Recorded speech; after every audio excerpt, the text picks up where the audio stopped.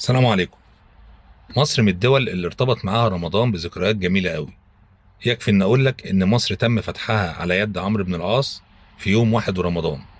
بدأ عمرو بن العاص في التوجه بالجيش بتاعه ناحية مصر، وده سنة 20 هجريا.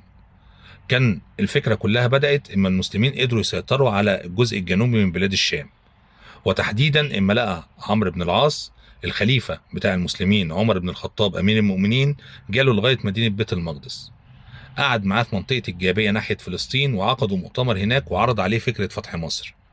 وكان الغرض الرئيسي من وجهة نظر عمرو بن العاص إن فتح مصر هيأمن الفتوحات الإسلامية في جنوب بلاد الشام.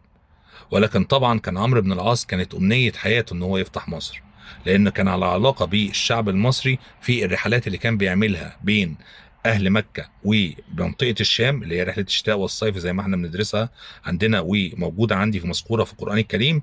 كان عمرو بن العاص من كبار القادة التجاريين في قريش اللي كانوا بيعملوا الرحلات ديت، وكان دايما بيعدي على منطقة شبه الجزيرة العربية، وعنده علاقة قوية بأهل مصر وعارف عاداتهم وتقاليدهم وحياتهم. طلب من خليفة المسلمين ان هو يسمح له يفتح مصر، وفعلا وافق عمرو بن العاص بعد تردد شديد.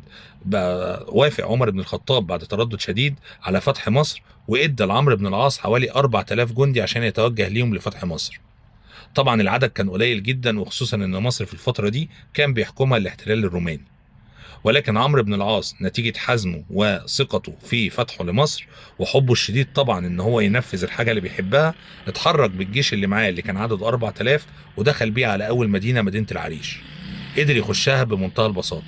ثم اتحرك لمدينة الفرمة اللي احنا بنسميها دلوقتي بورسعيد، وقعد محاصرها لمدة شهر كامل لغاية ما الحامية الرومانية اللي هناك استسلمت.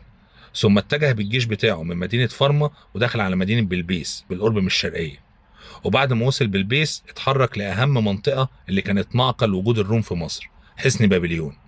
فضل محاصره حوالي 7 شهور كاملة. في خلال فترة الحصار بعت ليه أمير المؤمنين يطلب منه المدد. ساعتها أمير المؤمنين فعلا بعت له مدد، ما كانش مدد زي ما أنت تتخيل، بل بالعكس كانوا حوالي 1000 جندي.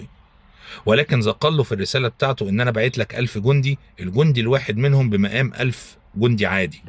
وده لان كان في منهم سعد بن ابي وقاص وعباده بن الصامت وشرحبيل، اللي هم كانوا من اعظم القواد، اللي كان الفارس الواحد منهم بمقام 1000 جندي عادي.